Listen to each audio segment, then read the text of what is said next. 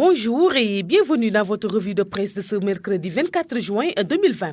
Les quotidiens reçus ce mercredi abordent entre autres sujets la reprise des cours prévue jeudi, l'augmentation des cas de Covid-19 et la loi de finances rectificative. À propos de la reprise des cours, Sud Quotidien affiche à la une rentrée des classes d'examen vers un deuxième fiasco. Ce jeudi 25 juin 2020, les élèves de terminale, de 3e, de CM2 et d'examen professionnel devront reprendre le chemin de l'école après plus de 3 mois de suspension des cours à cause de la pandémie du coronavirus.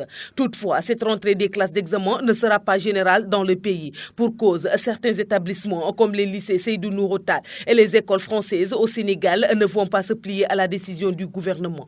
À ce spectre qui pèse sur la rentrée des classes s'ajoute le doute dans certains parents d'envoyer leurs enfants à l'école face au risque croissant de la propagation de la maladie, lit-on dans le journal. Sur le même sujet, le Témoin souligne que la pénurie d'eau dans l'espace scolaire risque de compromettre sérieusement la reprise des cours des élèves en classe d'examen prévue ce jeudi 25 juin après 3 ouvertures avorties. À Dakar et son banlieue, la plupart des établissements scolaires, malgré la mise en œuvre du protocole sanitaire, gel, masque et thermoflash, souffrent d'un déficit d'eau sans précédent, de quoi faire tomber à l'eau cette énième réouverture des classes, écrit la publication. S'intéressant à l'évolution de la pandémie de Covid-19 au Sénégal, Tribune crie attention. À presque 7000 cas, le pire guette le Sénégal, dit le journal qui écrit. Depuis le 2 mars dernier, date de l'apparition du coronavirus au Sénégal, à nos jours, le Sénégal a enregistré 6034 cas de personnes déclarées positives au coronavirus.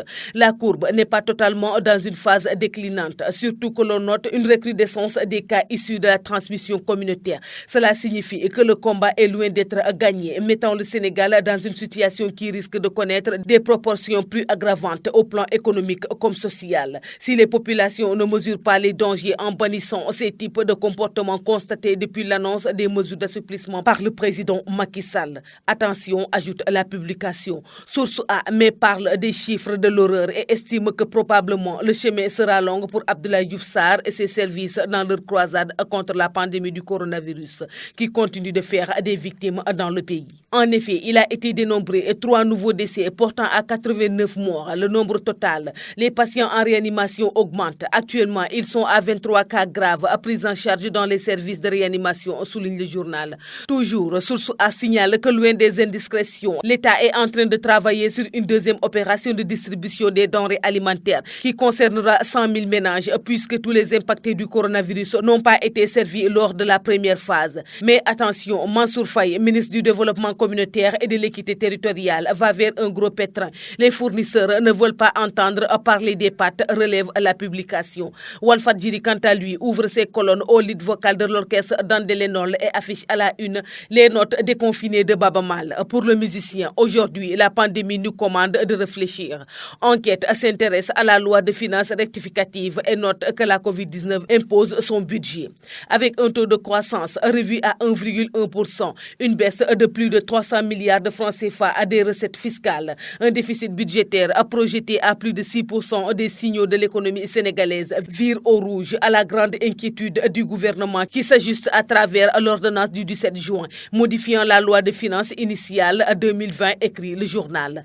Dans sa livraison du jour, l'AS rapporte que la population de Guéréo, commune de Sindia, Mbour, est très remontée contre le président Macky Sall. Elle accuse le chef de l'État d'avoir signé un décret pour accorder à l'hôtel des Camerons des terres sur la rive droite de la lagune. Ce bail, qui n'a pas fait l'objet d'une délibération par le conseil municipal de Sindia, est perçu par la population comme un hold-up pour les expropriés de leurs terres. Pour faire reculer le locataire du palais, des habitants de ce village peuplé de 6000 âmes et les personnes affectées par le décret regroupées au sein du collectif des impactés ont entamé un combat pour dire non à cette injustice, écrit l'AS. C'est tout pour votre revue de presse de ce jour. Merci de nous avoir écoutés. Au revoir.